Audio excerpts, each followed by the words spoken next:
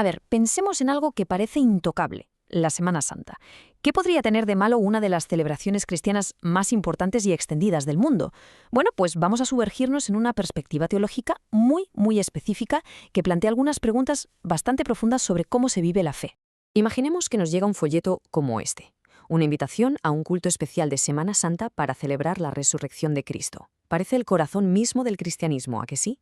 Pues resulta que, para algunos, incluso en una simple invitación como esta, se esconden problemas teológicos de bastante peso.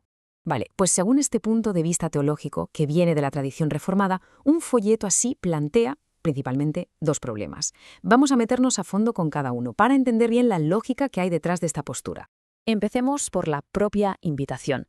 Lo que a primera vista parece un simple y bonito anuncio, para esta corriente de pensamiento es una especie de cóctel de elementos que, merecen ser analizados con lupa.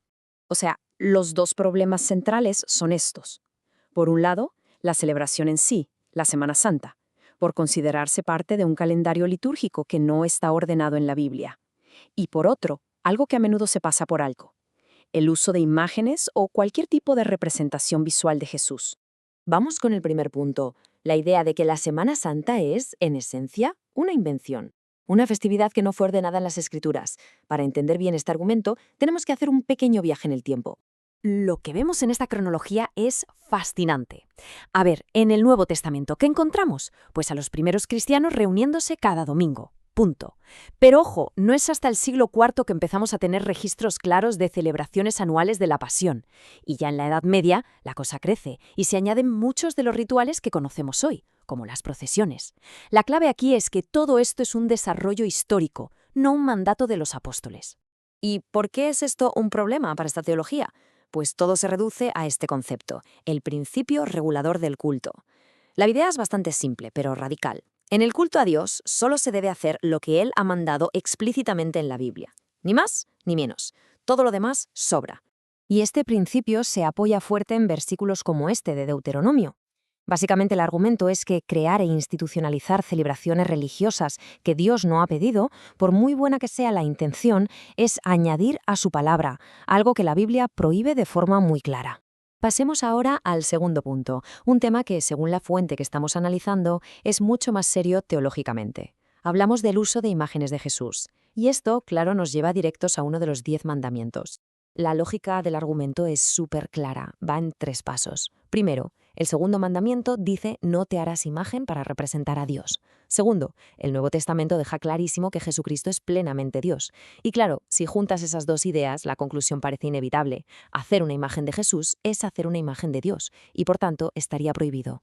Y para que no quede ninguna duda sobre ese segundo paso, se apoyan en pasajes como este de Colosenses.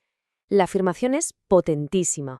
En Cristo vive, corporalmente, toda la plenitud de Dios. O sea, no es solo un hombre santo o un profeta, es Dios mismo hecho carne.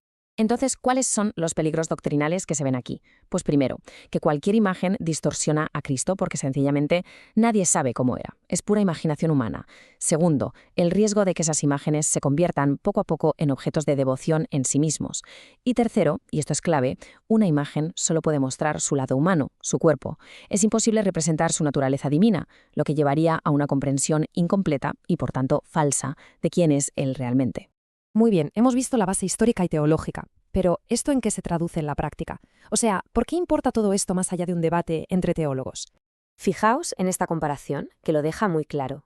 El gran peligro, según esta visión, es lo que se llama sincretismo religioso.